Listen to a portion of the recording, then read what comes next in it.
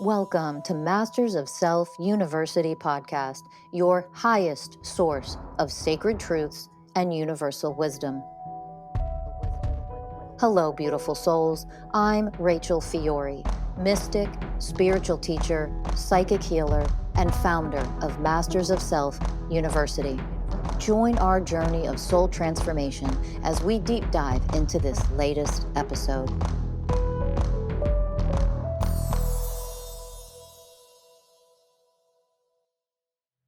Hello, everyone, and welcome to another episode of the Masters of Self University podcast. I'm your host, Ellie Lee. And I'm your host, Danny Morley. And I'm fresh out of a dropping in session with myself, where I really spend time with a lot of things that I'm currently moving through. For me, the theme of the week is family. And also, when is it not family? But particularly, I've been triggered into some really, really big things because of a family situation. And it's brought up a lot. And I've seen a lot of different sides of myself come out. And I think this is, Rachel talks about how there's like a matrix within our family. And it's hilarious. Like I could, I'm across the country and I'm doing all of this work. And then as soon as my family comes back into the picture, it's like everything I've ever done on myself and all the work and all the power just goes out the window. And I just quickly succumb to who I used to be and how I used to react. And because everything's so familiar and the dynamics are exactly the same. And I found myself being really cold and very matter of fact and running a lot of programs of control and needing to fix things and not surrendering and honoring what was and what is right now. And so when I dropped in today, I've just been feeling a lot of stress and a lot of pain right in the middle of my chest. And I was working with the ways, the way of compassion, the way of harmlessness and gentleness, and the way of honoring, and the way of unconditional love. And this whole family situation right now is bringing up a lot of my wounding and growing up. And I think a lot of people can relate to this. And growing up with a mother that really sees life happening to her instead of happening for her. And I had to work a lot to get to a place where I truly started to surrender that everything does happen for us. It doesn't happen to us. And this situation that I'm in right now is very much, there's a lot of programs running around in everybody of like victim consciousness and woe is me. And, I'm so insignificant and I'm so weak. And like, my life is this and my life is that. And I had this moment where I was dropping in where I felt like my soul was telling me, do you see how life happens for you and not to you? And then I started to understand deeper, like when we think that life happens to you, then you stay in victim consciousness. Mm-hmm. That's where you live. That's where you bathe. That's where you breathe. That's what you eat. That's what you sleep in. And then the moment you shift, not from your logical mind, but from your heart into, oh, I see it all clearly now. Every bad moment in my childhood, or every moment where I didn't feel loved or nurtured, or I was dismissed, or I felt this or felt that, I could see now very clearly, oh, this is happening always for me. Because every one of those things were an opportunity for me to come back to my power, to learn how to come back to myself, to start connecting back within, with the power within myself. And there's so much suffering when you stay running the program of life is happening to me and it not for me. That's when you suffer. And that's what becomes your reality, which means every single thing that occurs in your life, it's something negative, it's something horrible. And like, you're never getting out of it. And look at me, I'm such a victim, instead of, man, this one really hurt. But what is this here to show me? What is this here to teach me? And how am I meant to evolve and become a more powerful being from this whole scenario, situation, experience, conversation, whatever it may be. And so this whole thing has been a wake-up call into that. And I think it's a beautiful little light shining on, like, man, Ellie, like, you've come a long way, especially because I grew up with this programming. I grew up with one of my parents constantly being like, woe is me, and I'm the victim, and everything happens to me, and my life sucks, and like all this stuff. And that I absorbed all that. So I went through most of my life thinking that it's happening to me and my life sucks and I'm a victim.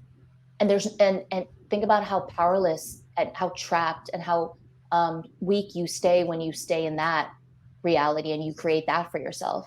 It is more daring and courageous and beautiful when you go, maybe if I flip this around and I see how I can grow from this. um, it's just empowering. So yeah.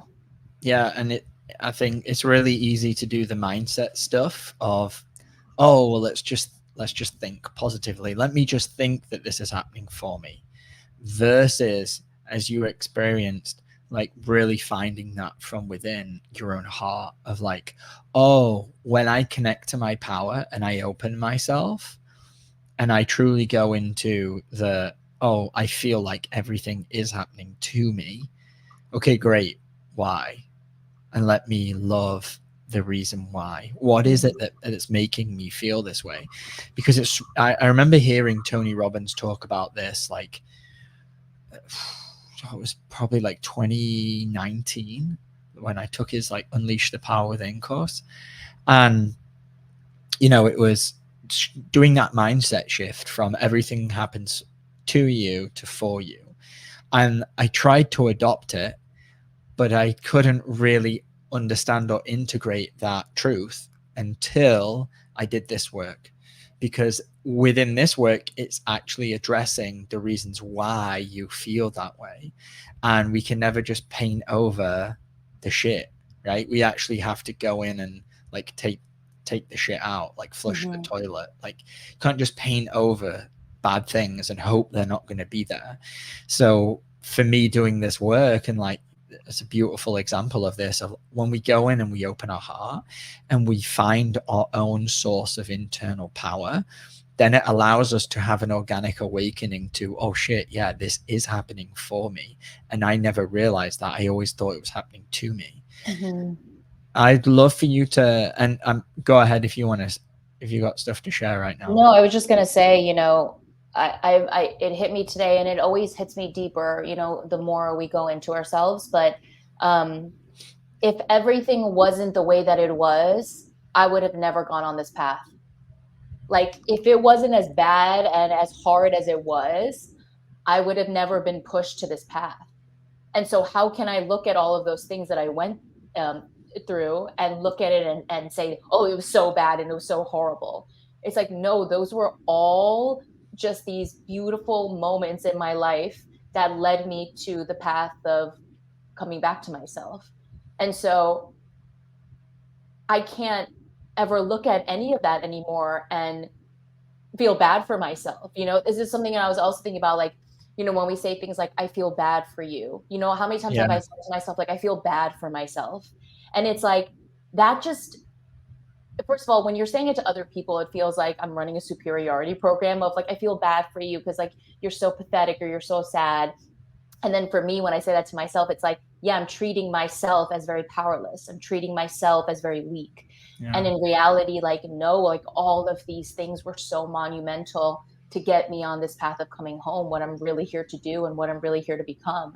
And so I've worked through so much of like what I've struggled with my entire life of like, I've blamed my mom so much for so many things, and I blame my dad so much for so many things. And even when I'm processing hate or I'm processing anger, like I'll find like my wounded inner child saying things like "f them," like "f you," I never want to talk to you about. And those things like she's allowed to say, obviously, and like I validate that, and like those are things that I have to process and I have to feel. But I'm also getting to this place now where I can feel this slight shift of like the part of me that wants to blame and the part of me that wants to hate Mm-hmm. is now dissolving. And now I'm seeing it as like, no, this was the greatest thing that can ever happen to me and for me, which is huge. And this is the wild thing about this whole journey is like, it's what you think it's going to look like or what it's going to be like. Expect the unexpected. And for me, like even just dropping in right now, it all just hit me so wonderfully. Like, oh, I get it. Like, if all of this wasn't the way that it was, then I couldn't be here and be in the becoming. And for that, I just felt like pure gratitude, not forced gratitude, but pure gratitude for like for it all. And Yeah. even like that, because so many of us harbor so much like anger and resentment. And it's like, I don't want to feel that anymore. I don't want to feel that towards anybody. I don't want to, the only person that really affects is me, right? When I hold so tightly onto this anger and this resentment, I can feel it in my gut, like just holding on, wanting to blame, wanting to project.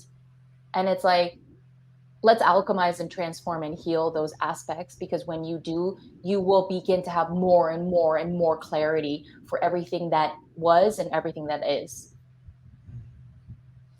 Yeah, and I'd love you for you to go a little deeper into, like you mentioned victim consciousness earlier, and this is, you know, kind of everything that we're talking about is like playing this role of the victim, that, oh, woe me, this is happening to me.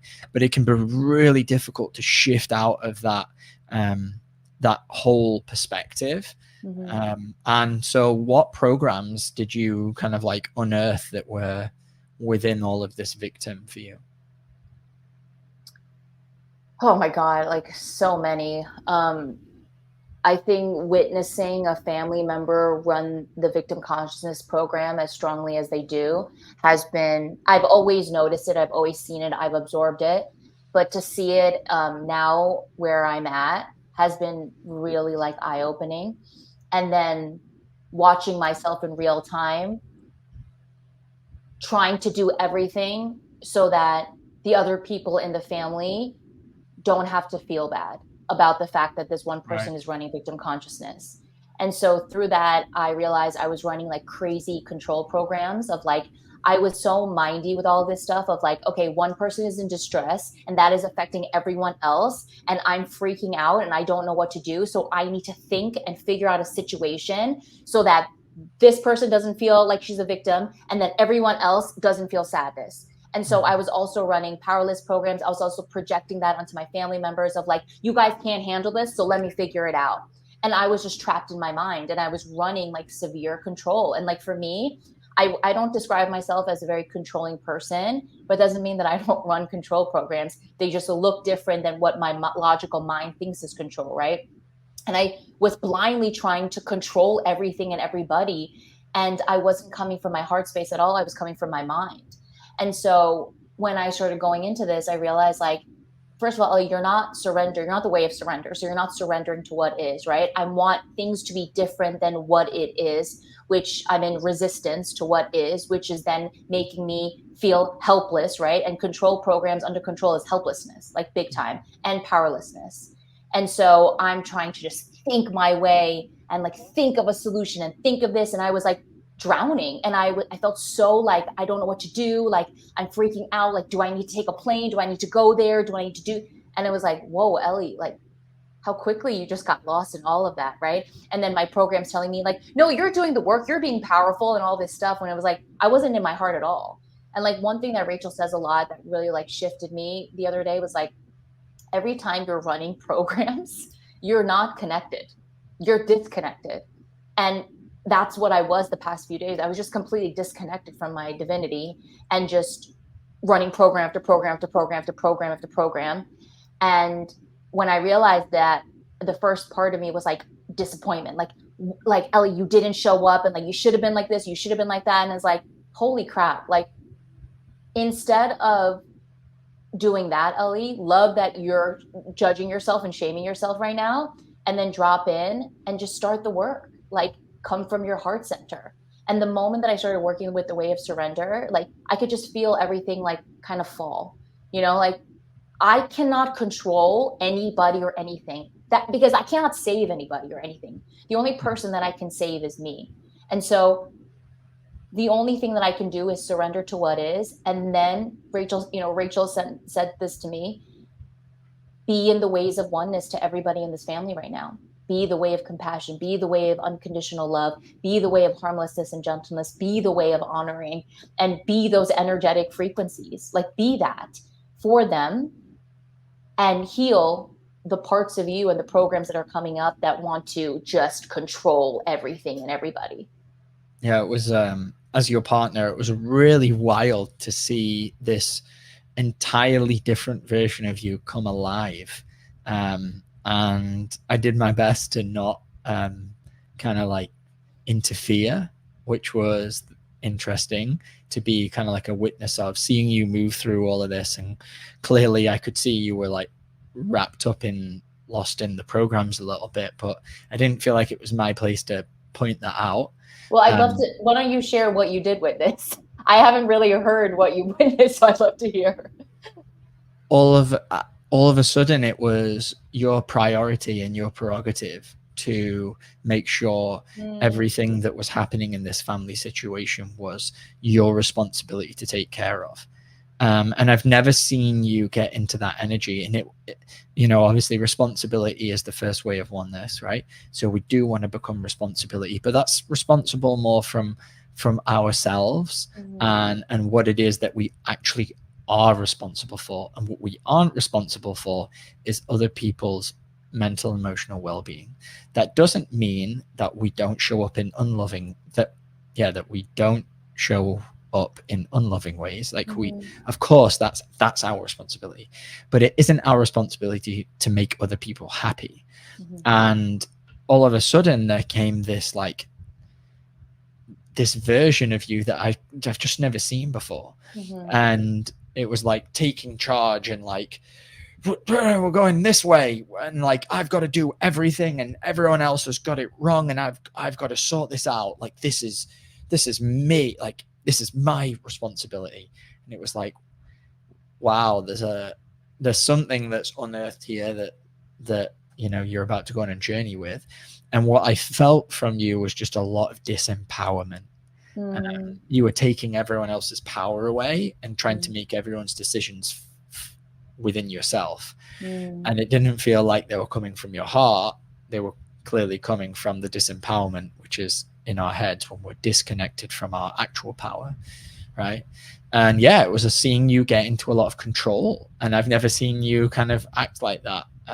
So it was really interesting to, as your partner, to observe. But then also I found myself, as I was feeling into it, was like, just honor her journey. You're not here as your partner to tell her what to do, to point out. You weren't projecting anything onto me, so it wasn't like time for me to hold up a mirror and say, whoa, and beautifully over the course of a few days, you ran the programs and it allowed you to see what was in there. Quite clearly, that's why we're talking about today. And awaken to, here's some energies that I wasn't aware of that were in there, and now they've come out, and now I've seen them, so now I can heal them and love them. Yeah, I realized from this whole situation, I have real hard time when my family members are feeling pain. It's like, I need to fix it. I need to do what I can do so they don't feel pain, which is, you're right on the money, of like disempowering them and not thinking that they're not strong enough to deal with what's coming up and what they're feeling. And so I went into this straight up like, okay, what can I do to satiate this, to placate this, to make everyone feel better? And I realized too, that's a program that I've definitely gotten from my dad. My dad is, I need to save everybody always, all the time, no matter how much I'm depleted, no matter how much I have to sacrifice, no matter how much I have to put myself last. Like, that's all I've ever seen my father do.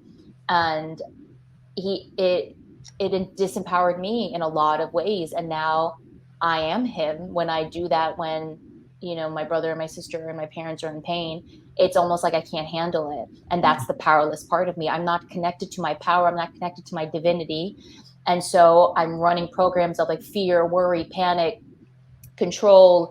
And these programs are so strong when it comes to them that they convince me that I need to do something to make it better. And there's no stopping me. Like, I don't think, like, the past few days, like, you and I, like, we would walk the dogs, and the whole time, like, for an hour, I'd just be on my phone, like, talking to my dad, talking to my brother, talking to my sister, and like trying to figure it out. What are we gonna do? And it's like, Ellie, whoa, like, out of everybody, you need to be the one that is in surrender. You need to be the one that's the observer and not and catching your programs in real time.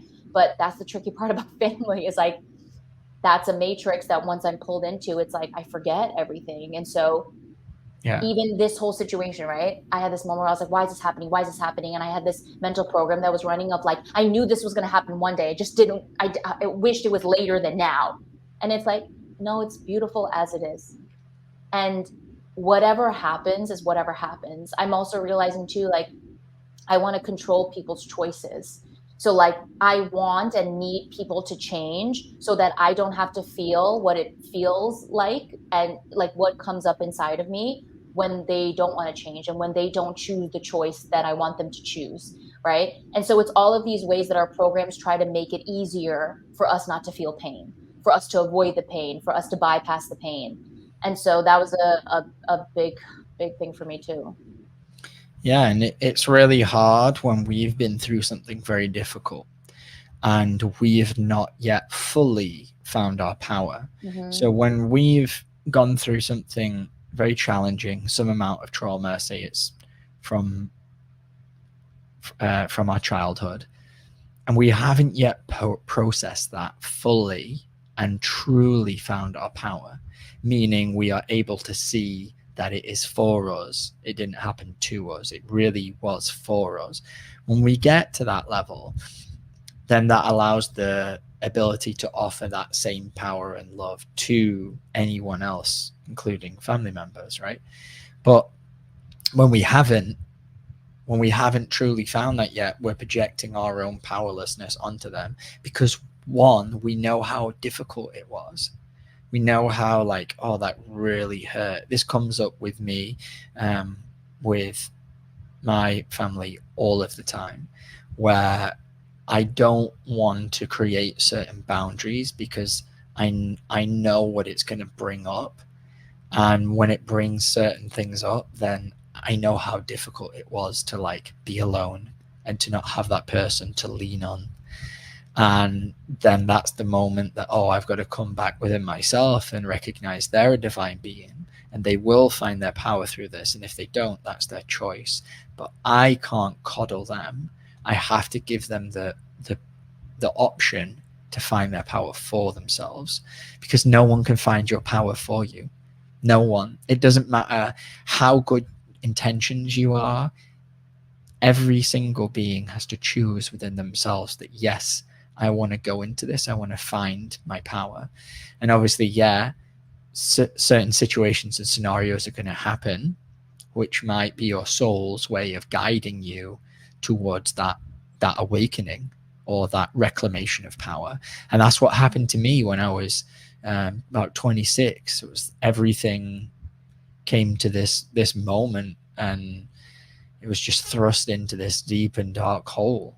And right back to this whole topic today, as it was happening, I was so much in the victim.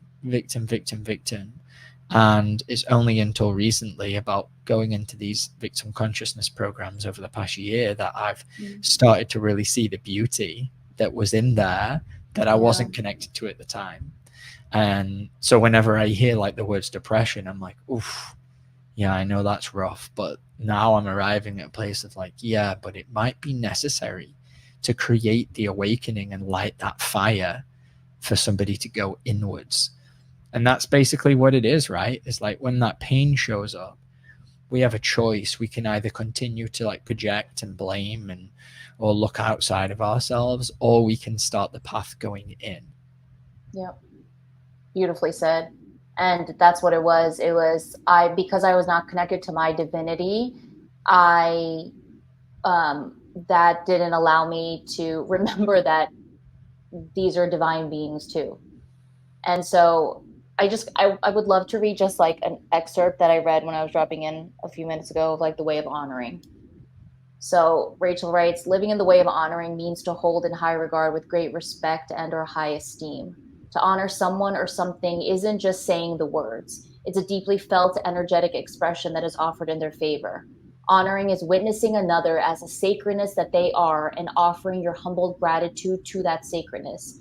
It means receiving the capacity to see that as they trigger you, they're actually triggering within you the potential to heal what was just triggered.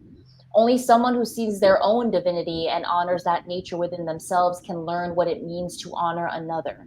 To honor is such a beautiful sacred gesture that it shifts your tectonic plates within to become more sacred yourself. The architecture of authentic honoring is a design that integrates the sacred energies of humility, gratitude, and respect.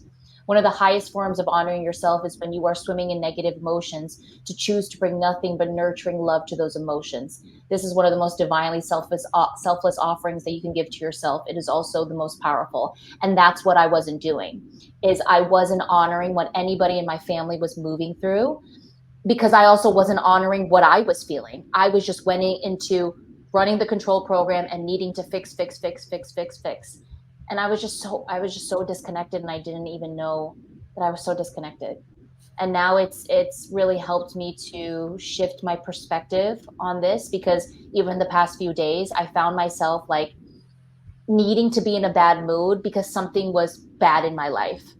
So I didn't deserve to be happy. I didn't deserve to feel light. I didn't deserve to be anything but upset or miserable. So I'm sure even towards you, like I had this like energy of like something bad's happening to me. Okay. So I have to be in this mood. Okay. And I want you to see and feel that that's what it is.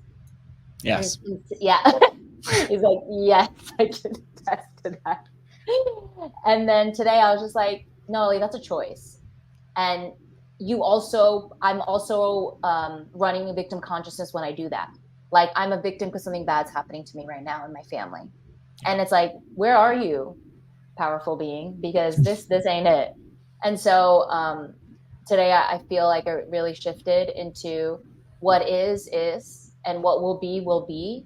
And my job is to just stay connected and open to everything that comes up for me, and then to be in the way of honoring as everybody else moves through whatever shows up within themselves. Yeah. And what was it that put you onto this, this mystical path in the first place? What was it?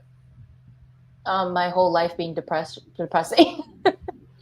I just feel like I've just struggled my entire life of wanting to exist and wanting to be here, and not understanding why I'm here or what the point of any of this is, and why do I feel as deeply as I feel, and constantly being dismissed and not taken seriously or gaslit or whatever it may be.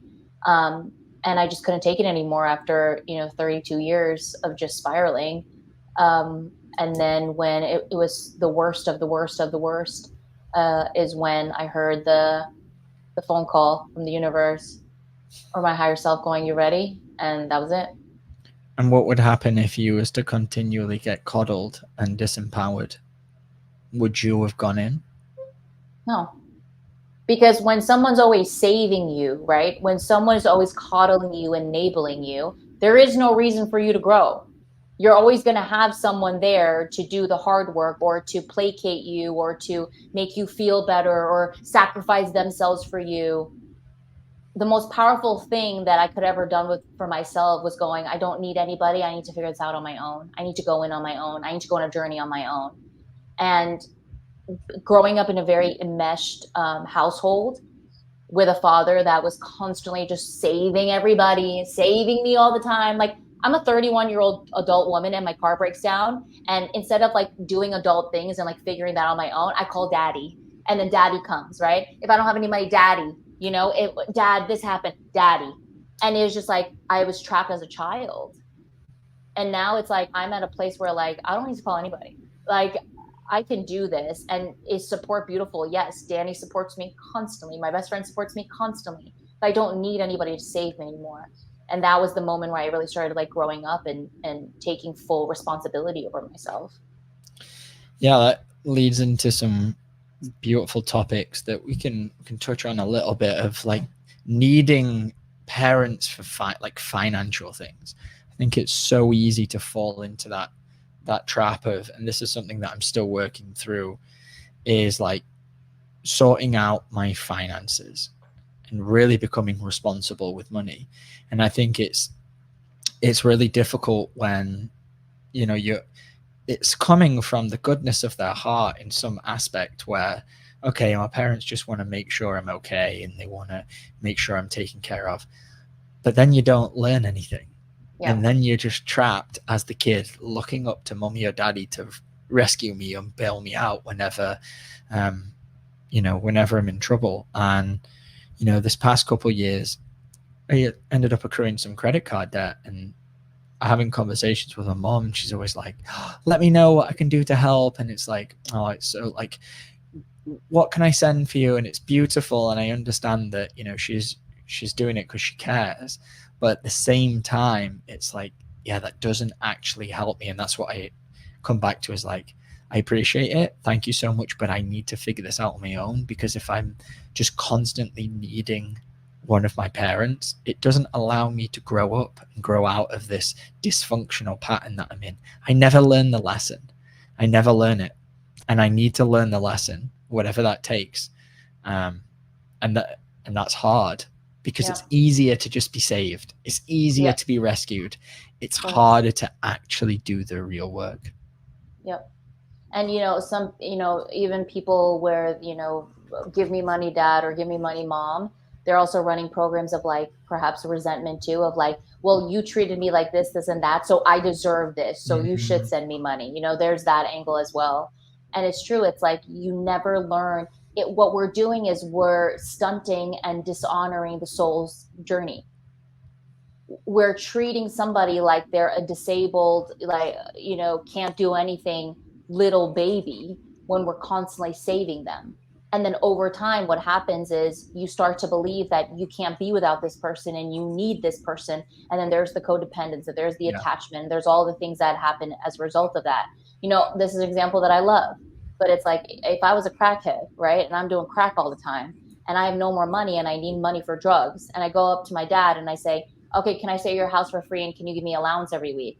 If he allows me in that house and gives me allowance every week, I'm never going to learn. I'm never going to grow. I'm never going to break this habit, right? But if he lovingly stands at the door and goes, you're not allowed in this house, I will support you if you want to go to rehab. I love you and I'm here for you, but I will not enable this anymore. That now gives my soul a choice to go on this journey of choosing what is best for me and what is best for my growth and my evolution. And so the whole disempowering thing that I do is like, it's just so weak. And it's dishonoring their souls and their sacredness and what they're here to do and learn. The most loving thing we could ever do is say no, set a boundary, say I need this time for myself, this whole thing too of like boundaries. Um, I had a boundary with a family member recently, and I heard that this person thought that I abandoned them. And when I heard that, I wasn't triggered. I was just like, I get it. I see it. I understand it, that you think that I abandoned you. But in reality, the most loving thing I could have done was going, I need space to process everything because I don't want to project on you. And whatever that brings for you, that's a chance for you to grow. That's a chance for you to heal and to get to the next level of you. And it's a chance for me to heal and elevate as well. But again, we live in the upside down world. So that's not what people think when we're standing in our power and creating things like a boundary. Yeah, man. Boundaries are yeah, man. Boundaries are tough.